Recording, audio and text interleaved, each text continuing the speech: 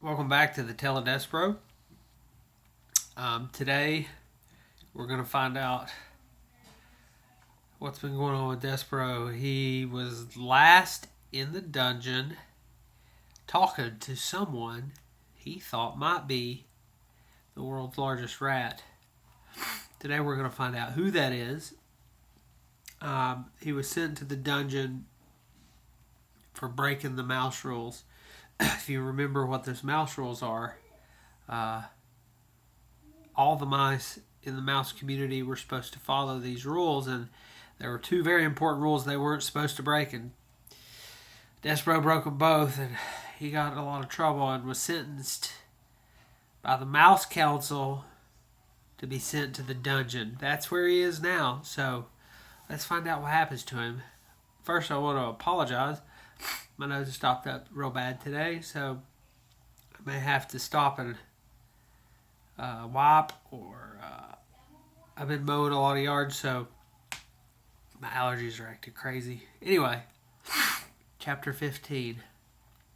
When Despero awoke, he was cupped in the large hand, calloused hand of a human, and he was staring into the fire of one match, and beyond the match there was a large dark eye looking directly at him.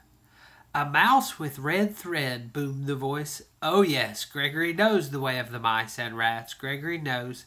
And Gregory has his own thread marking him. See here, mouse." And the match was held to a candle, and the candle sputtered to life, and Despero saw that there was a rope tied around the man's ankle. "Here is the difference between us. Gregory's rope saves him, and your thread will be the death of you." The man blew the candle out, and the darkness descended, and the man's hand closed more tightly around Despero, and Despero felt his beleaguered heart start up a crazy rhythm of fear. "Who are you?" he whispered. "The answer to that question, mouse, is Gregory. You are talking to Gregory the jailer, who has been buried here, keeping watch over this dungeon for decades, for centuries, for eons, for eternities. You are talking to Gregory the jailer, who, in the richest of ironies, is nothing but a prisoner here himself." "Oh," said Despero, "may I get down, Gregory?" "The mouse wants to know if Gregory the jailer will let him go. Listen to Gregory, mouse. You do not want to be let go here. In this dungeon, you are in the treacherous dark heart of the world, and if Gregory was to release you, the twistings and turnings and dead ends and false doorways of this place would swallow you for all eternity. Only Gregory and the rats can find their way through this maze. The rats because they know, because the way of it mirrors their own dark hearts, and Gregory because the rope is forever tied to his ankle to guide him back to the beginning. Gregory would let you go, but you would only beg him to take you up again. The rats are coming for you, you see." "They are?" "Listen," said Gregory. "You can hear their tails dragging through the muck and filth. You can hear them filing their nails and teeth. They're coming for you. They're coming to take you apart piece by piece." Despero listened, and he was quite certain that he heard the nails and teeth of the rats and the sound of sharp things being made sharper still. "They will strip all the fur from your flesh and all the flesh from your bones. When they are done with you, there will be nothing left except for red thread and bones." Gregory has seen it many times, the tragic end of a mouse.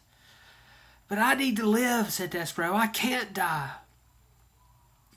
"You cannot die? Ah, that is lovely," he says. He cannot die. Gregory closed his hand more tightly around Despero. "And why would that be, mouse? Why is it that you cannot die?" "Because I'm in love. I love somebody, and it's my duty to serve her." "Love," said Gregory.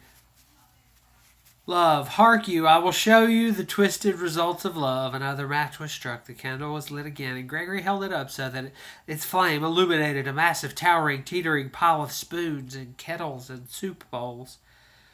"What is it?" asked Despero. He stared at the great tower and reached up into the blackness. "Why, it looks like spoons, bowls, kettles, all of them gathered here as hard evidence of the pain of loving a living thing. The king loved the queen, and the queen died. This monstrosity, this jug of heap is the result of love. I don't understand, said Despereaux.